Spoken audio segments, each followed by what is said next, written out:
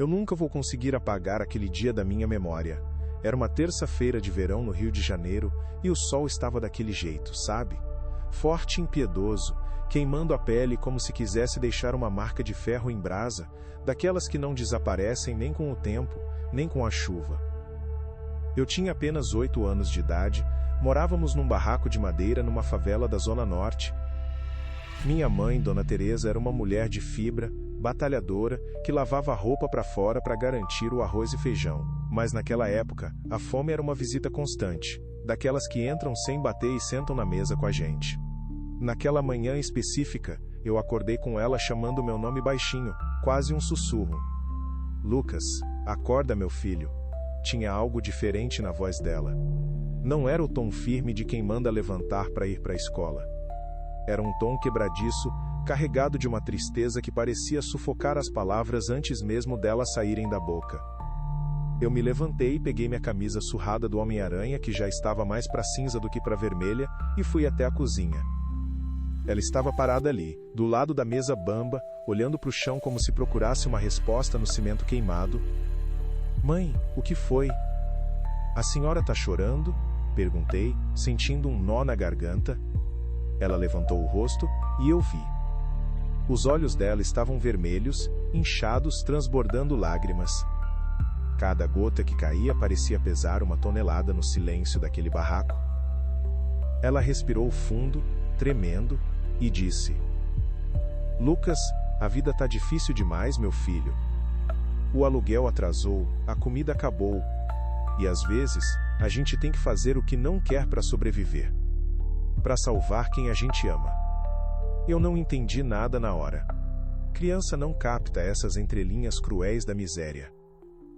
Eu só senti medo. Ela juntou o pouco que tinha sobrado do café, um pedaço de pão duro e um café ralo, e disse para eu comer rápido porque a gente ia sair. Nós caminhamos por becos e vielas que eu conhecia, mas depois entramos numa parte do bairro que eu nunca tinha pisado. As casas eram maiores, tinham um muro alto, cerca elétrica. O cheiro era diferente. Não cheirava a esgoto ou fritura, cheirava a algo novo, mas parecia estranhamente errado, como um perfume forte usado para disfarçar algo podre. Paramos em frente a um portão de ferro pesado. Um homem abriu. Ele era grande, tinha anéis de ouro nos dedos, e um olhar que me fez querer correr para trás das pernas da minha mãe. Esse é o menino? Ele perguntou com uma voz rouca, olhando para mim como quem avalia um cavalo ou uma mercadoria na feira. Minha mãe não falou nada, só assentiu com a cabeça, incapaz de emitir som. Eu vi a mão dela tremer quando o homem puxou um maço de notas do bolso. Notas dobradas, amassadas. Num movimento rápido ele pegou minha mão. O toque dele era gelado, áspero. Agora você vai morar comigo, moleque. Vai ter comida, vai ter teto, vai ter tudo do bom e do melhor, se andar na linha. Eu olhei para minha mãe, desesperado, buscando uma explicação, um sorriso, qualquer coisa que me dissesse que aquilo era uma brincadeira de mau gosto. Mãe, eu chamei. Ela virou o rosto. Ela não conseguia me olhar, e antes que eu pudesse correr para ela, o portão de ferro bateu com um estrondo metálico que ecoa na minha cabeça até hoje. Foi o último dia que eu a vi, por longos e dolorosos 18 anos. Os anos passaram se arrastando. Eu cresci naquela casa grande, fria e sem alma. Não faltava comida, é verdade. Tinha carne, tinha refrigerante, tinha roupa nova. Mas faltava o principal. Faltava amor, faltava carinho, faltava alguém perguntar como foi o meu dia. O homem que me comprou, que todos chamavam de Seu João, fazia questão de jogar na minha cara, todo santo dia, que eu devia a vida a ele.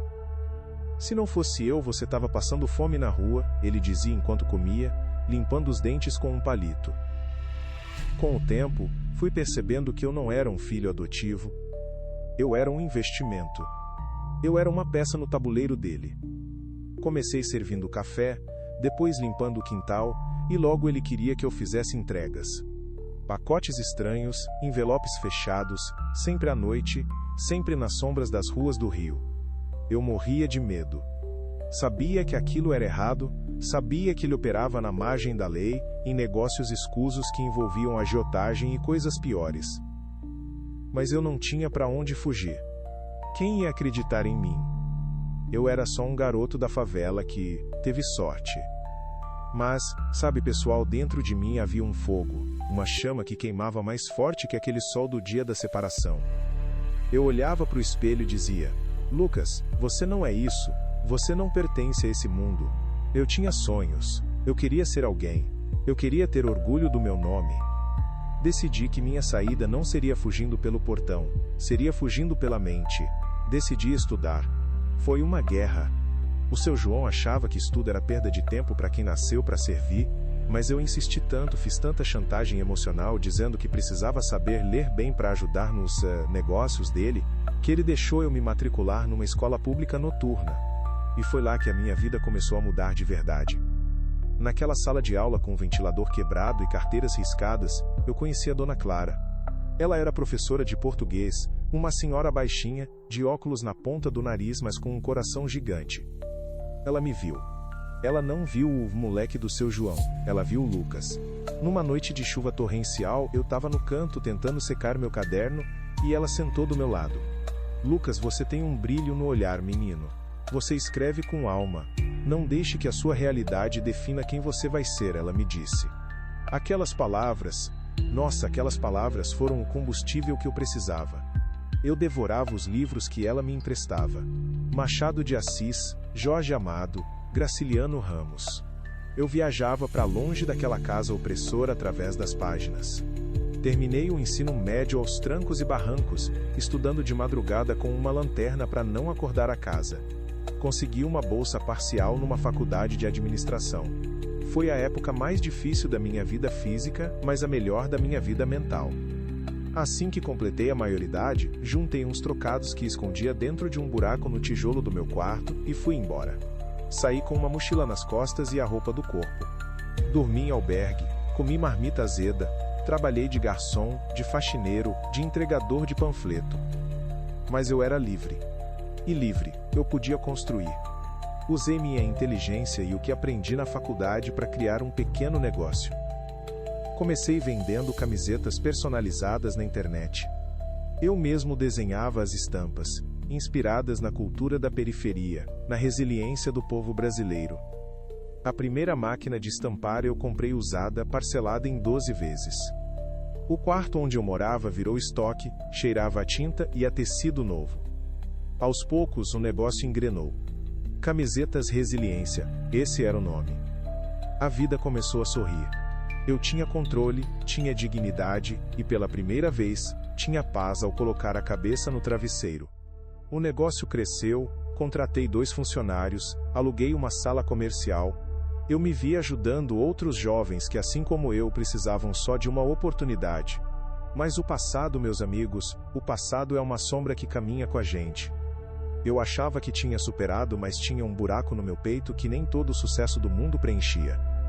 Foi numa manhã tranquila de terça-feira, muito parecida com aquela de 18 anos atrás que o telefone tocou. Era a Dona Clara. A gente nunca perdeu o contato. Lucas, meu filho, você precisa vir aqui no centro de acolhimento onde sou voluntária. Tem alguém querendo te vereador. E parece que é importante, urgente. Meu coração disparou. Eu sabia. De alguma forma, a gente sente. Peguei o carro e dirigi tremendo até o centro. Minhas mãos suavam no volante. 1000 coisas passavam na minha cabeça. Raiva, saudade, medo, mágoa. Entrei no prédio, com aquele cheiro característico de limpeza hospitalar, e caminhei até o pátio. Dona Clara apontou para um banco de madeira debaixo de uma árvore. Lá estava ela, uma figura pequena, encolhida. O tempo tinha sido cruel, muito cruel. Os cabelos estavam brancos, a pele marcada pelo sol e pela fome, as mãos calejadas tremiam segurando uma bolsa gasta de plástico. Mas quando ela levantou o rosto, eram os mesmos olhos. Aqueles olhos que choraram ao me vender, agora me olhavam com uma mistura de esperança e terror. Lucas, ela sussurrou. A voz era fraca, rouca, eu paralisei. 18 anos de perguntas entaladas na garganta. Eu queria gritar, queria perguntar como ela pôde, queria jogar na cara dela o quanto eu sofri nas mãos do seu João. Mas ao olhar para ela, tão frágil, tão quebrada pela vida, a raiva não encontrou espaço para sair. Sentamos em silêncio por um longo momento. Um silêncio pesado, mas necessário. Mãe, comecei, e a palavra saiu estranha na minha boca. Por quê? Por que a senhora fez aquilo? Ela começou a chorar, um choro convulso de quem guardou aquela dor por quase 2 décadas. Ela me contou a versão dela. Me contou que estava sendo despejada naquele dia, que não tinha o que me dar de comer há 2 dias, que o seu João tinha prometido que ia me dar estudo, que ia fazer de mim um doutor. Ela acreditou na mentira porque precisava acreditar, porque a outra opção era me ver passar fome na rua. Ela disse que tentou voltar, tentou me buscar meses depois, mas foi ameaçada pelos capangas dele. Ela viveu a vida inteira com a culpa, vagando de abrigo em abrigo, punindo a si mesma pelo que fez. Eu vi a verdade na dor dela. Ela não me vendeu por maldade, ela me vendeu por desespero. Uma escolha impossível feita por uma mãe sem recursos, num país que muitas vezes vira as costas para os pobres. Naquele momento eu entendi algo poderoso. Perdoar não é sobre o outro, é sobre a gente. É sobre soltar a âncora que prende o nosso barco no passado. Eu respirei fundo, segurei as mãos calejadas dela e disse: Mãe, a vida não foi fácil. Eu sofri muito. Mas, de alguma forma torta, tudo isso me fez o homem forte que eu sou hoje. Eu sou o Lucas que sobreviveu. E se eu posso fazer uma coisa agora, com o dinheiro e a vida que eu conquistei, é mudar o final da nossa história. Abracei minha mãe ali, no meio daquele pátio. E senti que o menino de 8 anos, aquele que ficou parado vendo o portão bater, finalmente pôde ir embora e descansar. A vida continuou. Trouxe Dona Teresa para morar comigo. Não foi um conto de fadas imediato, tivemos que reaprender a conviver, a curar as mágoas, a construir a intimidade de mãe e filho que foi roubada.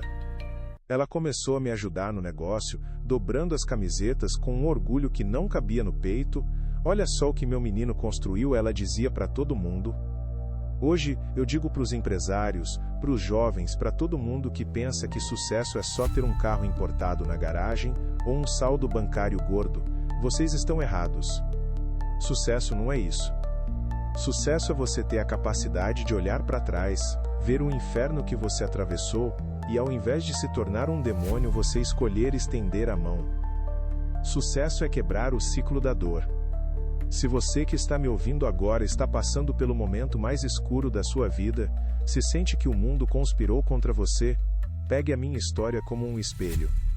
Você é muito mais do que a sua circunstância atual. A dor pode ser um túmulo ou pode ser um trampolim, você decide. Você é capaz de transformar chumbo em ouro, de morrer e renascer 1000 vezes se for preciso. E, por favor, eu te peço, se um dia a vida te der uma segunda chance, se a vida te der a oportunidade de perdoar ou de ser perdoado, agarre isso com todas as forças. Não deixe o orgulho te roubar o tempo que resta. Compartilhe a sua oportunidade com os outros. Porque é assim que a gente cresce como sociedade, é assim que a gente vence a escuridão, acendendo a luz para o próximo. Essa é a minha história. De um menino vendido por R$50, que se tornou dono do próprio destino. Espero que ela sirva de combustível para você hoje. Se você sentiu verdade nessas palavras, compartilhe esse vídeo. Vamos espalhar essa mensagem de resiliência e perdão. Porque, no final das contas, o que nos torna humanos não é nunca cair, mas sim a coragem de levantar e ajudar o outro a ficar de pé. Um grande abraço, fiquem com Deus e até a próxima história.